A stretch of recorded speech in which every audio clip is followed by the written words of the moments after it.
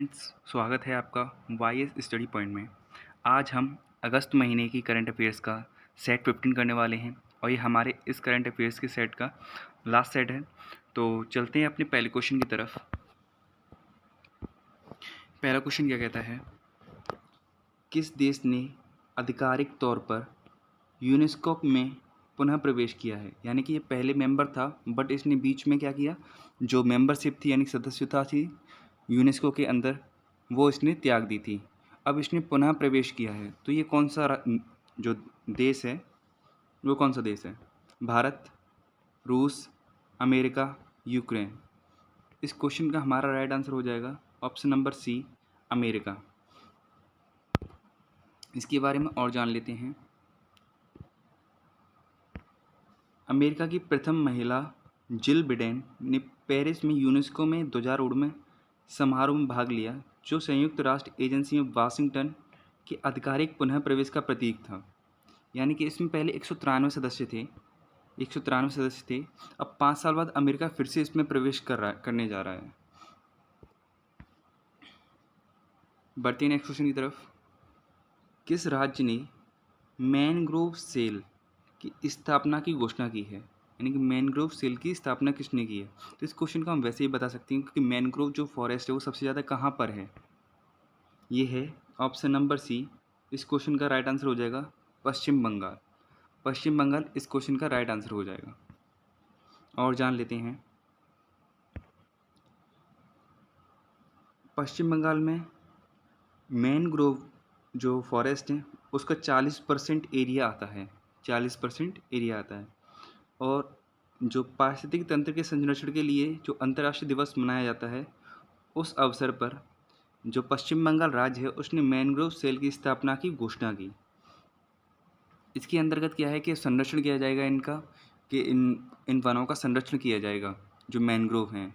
ये मैनग्रोव कौन से फॉरेस्ट होते हैं? जहाँ पर पानी में फॉरेस्ट होता है उसी को मैनग्रोव कहते हैं।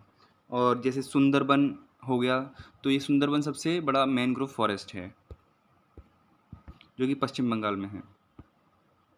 बढ़ते हैं नेक्स्ट क्वेश्चन की तरफ। चाइल्ड हेल्पलाइन को किस आपातकालीन प्रतिक्रिया सहायता प्रणाली यानी कि ERS अखिल भारतीय नंबर के साथ एकीकृत कर दिया गया है?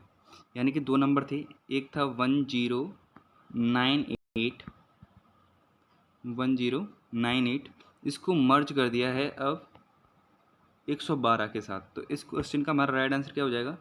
112। 1098 को एकीकृत कर दिया है 112 के साथ। तो चाइल्ड हेल्पलाइन नंबर के लिए अब आपातकालीन प्रक्रिया सहायता प्रणाली 112 से हम कॉल लगा सकते हैं।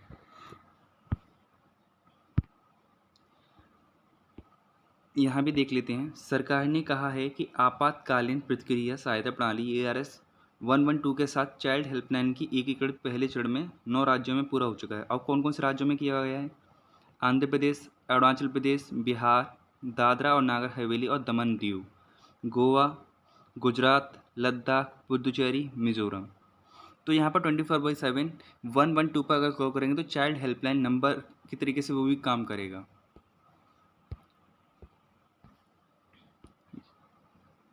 राजकोट अंतर्राष्ट्रीय हवाई अड्डे का उद्घाटन किस राज्य में किया गया है? तो इस क्वेश्चन का हमारे लिए बहुत ईजी हो जाता है, क्योंकि राजकोट जो जगह है वो कहाँ पर है? ये है गुजरात में। तो इस क्वेश्चन का हमारा राइट आंसर क्या हो जाएगा? Option number B, Gujarat. बढ़ते हैं नेक्स्ट क्वेश्चन की तरफ। सॉरी, इसके बारे में थोड़ा सा जान लेते हैं। हाल ही में प्रधानमंत्री नरेंद्र मोदी ने राजकोट, गुजरात में राजकोट अंतर्राष्ट्रीय हवाई अड्डे के 860 करोड़ रुपए से अधिक की विभिन्न विकास पहलों का उद्घाटन किया है। तो जो राजकोट जगह है गुजरात के अंदर, वहीं पर 860 करोड़ रुपए की लागत से राजकोट अंतर्राष्ट्रीय हवाई अड्डा बनाया जा रहा है। बढ़ते हैं नेक्स्ट क्वेश्चन की तरफ।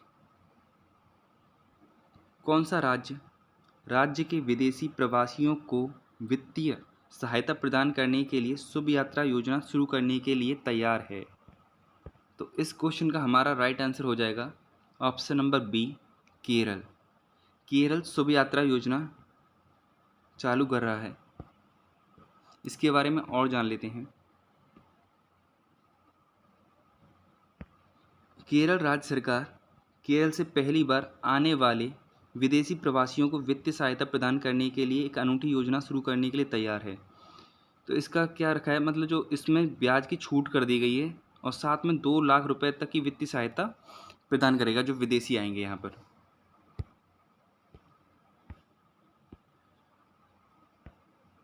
भारत में कौन सी डिजिटल भुगतान सूचकांक DPI यानी डिजिटल पेमेंट इंडेक्स जारी करती है? कौन सी संस्था? तो ऑप्शंस हैं RBI, NPCI, NITI Aayog, finance ministry. इस क्वेश्चन का राइट आंसर हो जाएगा reserve bank of India, RBI digital भुगतान सूचकांक जारी करती है। अब इसके अंतर्गत क्या आता है ये देख लेते हैं।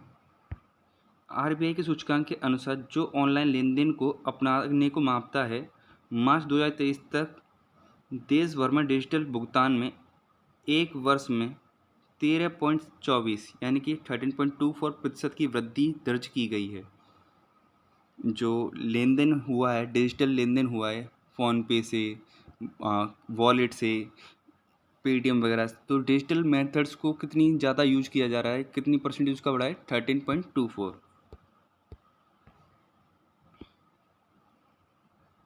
कौन सा भारतीय शहर MotoGP भारत रेस की मेज़बानी करेगा? कौन सा भारतीय शहर MotoGP जो रेस होती है बाइक्स की वो कहाँ पर होने जा रही है? तो इस क्वेश्चन का हमारा राइट आंसर हो जाएगा ग्रेटर नोएडा। ग्रेटर नोएडा में सबसे पहली बार हो रही है। और जान लेते हैं इसके बारे में।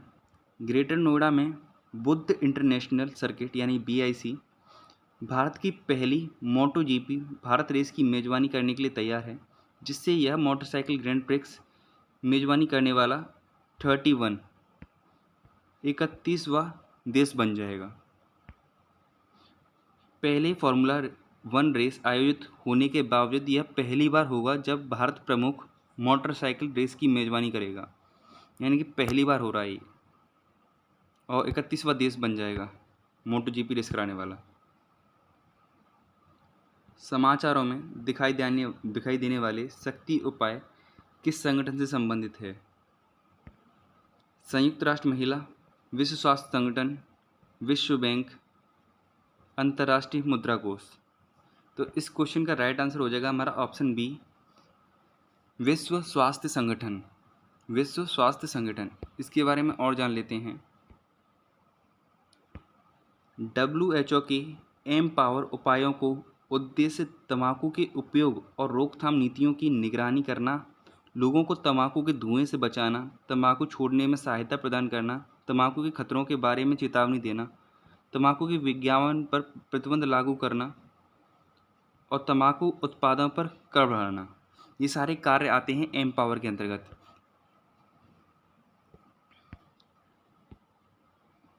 नेक्स्ट क्वेश्चन, कौन सा शहर G20 पर्यावरण और जलवायु स्थिरता मंत्री स्तरीय बैठक का मेजबान है? तो इस क्वेश्चन का राइट आंसर है हमारा ऑप्शन ए, चेन्नई। चेन्नई में पर्यावरण और जलवायु स्थिरता मंत्री स्तरीय बैठक की जा रही है G20 की। इसके नोटेड पॉइंट्स क्या हैं वो भी देख लेते हैं। G20 पर्यावरण और जलवायु स्थिरता मंत्री स्तरीय बैठक हाल ही में चेन्नई में संपन्न हुई।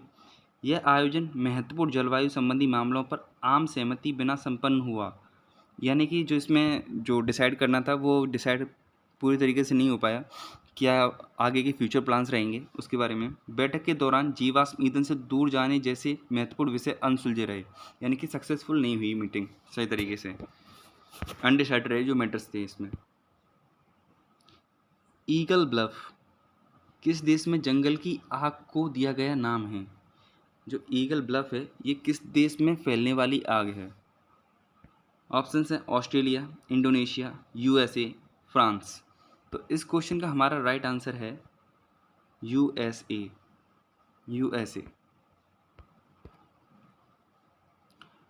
और जान लेते हैं इसके बारे में। संयुक्त राज्य अमेरिका के वॉशिंगटन राज्य में लगी जंगल की आग ब्रिटिश कोलंबिया कनाडा में पहुंच गई है, जिससे निकासी के आदेश दिए गए हैं। आग जिसे शुरू में अमेरिकी पक्ष में लॉन पाइन क्रीक कहा जाता था, इस आग को ईगल ब्लफ को लॉन पाइन क्रीक कहा जाता था। बाद में इसका नाम बदलकर ईगल ब्लफ कर दिया है। बाद में इसका नाम बदलकर अब ईगल ब्लफ कर दिया। इससे पहले क्या नाम था इसका? Lawn pine creek. Lawn pine creek. DCS क्या है? डीसीएस क्या है? जिसे केंद्रीय कृषि मंत्रालय द्वारा लॉन्च किया गया। डिजिटल फसल सर्वेक्षण है, टिकाऊ फसल सर्वेक्षण है, दोहरीकरण फसल सर्वेक्षण है, वितरणात्मक फसल सर्वेक्षण है। तो इस क्वेश्चन का हमारा राइट आंसर हो जाएगा digital crop survey, DCS, digital crop survey. इसके बारे में और जानते हैं।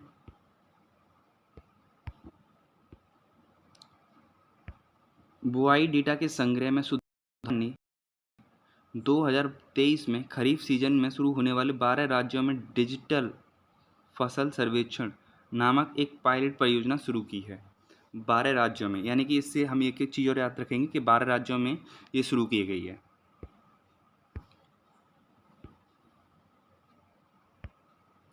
भारत में हिमालयी गिद्ध के बंदी प्रजनन का पहला उदाहरण किस राज्य में हुआ?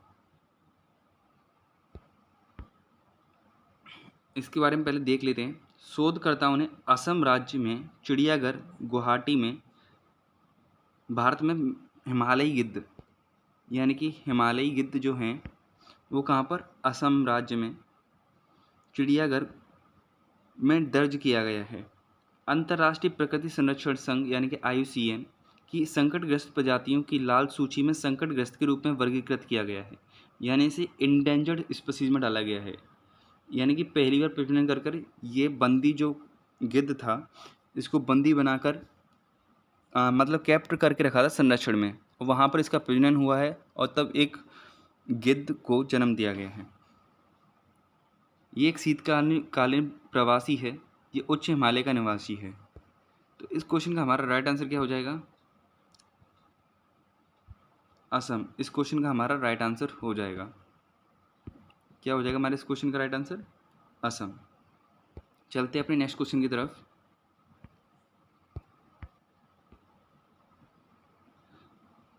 यदि यह माना जाता है कि विशेषाधिकार का उल्लंघन संसद सदस्यों द्वारा किया गया है तो प्रस्ताव किस समिति को भेजा जाएगा? तो प्रस्ताव किस समिति को भेजा जाएगा?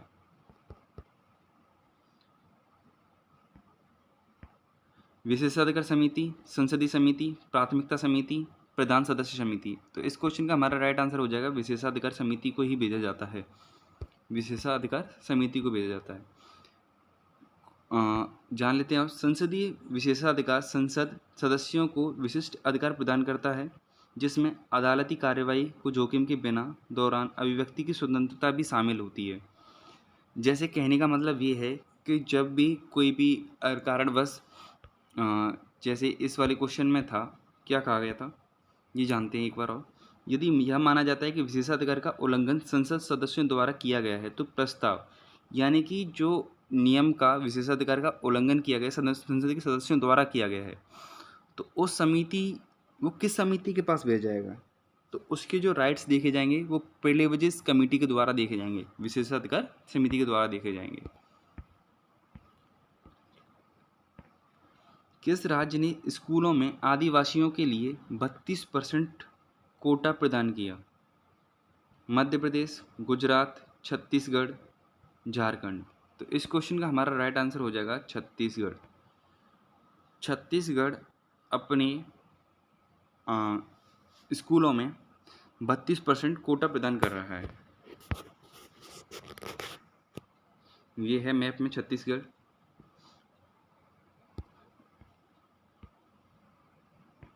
एक जिला एक उत्पाद, वन डिस्ट्रिक्ट वन प्रोडक्ट ने किस केंद्रीय मंत्रालय के साथ अपना सहयोग शुरू किया है? ग्रामीण विकास मंत्रालय, MSME मंत्रालय, विदेश मंत्रालय, महिला एवं बाल विकास मंत्रालय। तो इस क्वेश्चन का हमारा राइट आंसर जो है वो हो जाएगा ग्रामीण विकास मंत्रालय। ग्रामीण विकास मंत्रालय। तो एक बार मैं इस पर टिक लगा दूं पहले। इस क्वेश्चन का राइट आंसर क्या हो जाएगा? ग्रामीण विकास मंत्रालय। अब और जान लेते हैं इसके बारे में। एक जिला एक उत्पाद ODOP कार्यक्रम वाणिज्य और उद्योग मंत्रालय के उद्योग और आंतरिक व्यापार संवर्धन विभाग के तहत एक पहल है। तो इसमें क्या है, एक डिस्ट्रिक्ट को एक प्रोडक्ट यानी कि वहाँ के एक प्रोडक्ट को बढ़ावा दिया जाएगा इसके तहत। नेक्स्ट क्वेश्चन पर आते हैं हम। ये हमारे 15 क्वेश्चन आज के ख़त्म हो गए।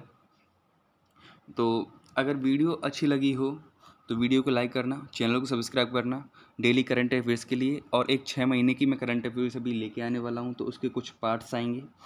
उसके आपके पास 4 पार्ट्स आएंगे। 4 पार्ट्स में हम पूरी कवर कर लेंगे उसको अच्छी तरीके से, 6 महीने करंट अफेयर्स को। तो चैनल को सब्सक्राइब कर रखें जिससे आपको अपडेट मिलती रहेगी।